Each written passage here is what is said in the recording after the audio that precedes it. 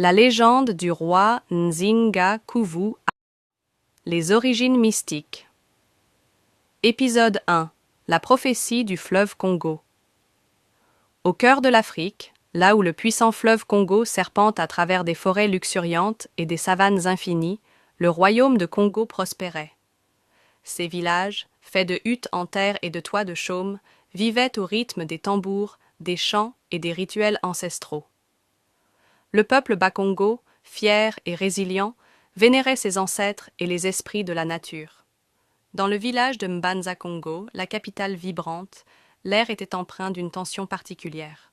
Une tension non pas de peur, mais d'attente. Les anciens, dont les visages burinés par le temps portèrent la sagesse de générations, s'étaient réunis. Le chef des devins, un homme dont les yeux semblaient voir au-delà du voile du monde, se tenait au centre, entouré de ses pairs. « Le fleuve a parlé », murmura le devin, sa voix grave résonnant dans le silence respectueux. Les esprits ont révélé un message. Un grand roi va naître. Les villageois, massés autour de la clairière sacrée, retenaient leur souffle.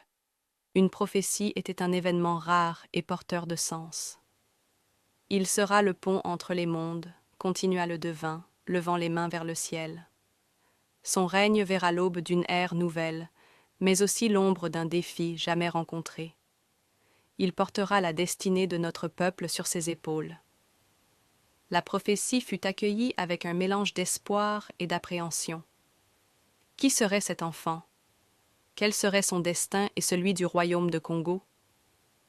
Le fleuve Congo, témoin silencieux des âges, continuait de couler, murmurant les secrets d'un futur incertain. Dans les jours qui suivirent, une effervescence parcourut le royaume. Chaque naissance était observée avec attention, chaque signe interprété. L'attente du grand roi prophétisé avait commencé. Abonnez-vous et likez pour découvrir la suite.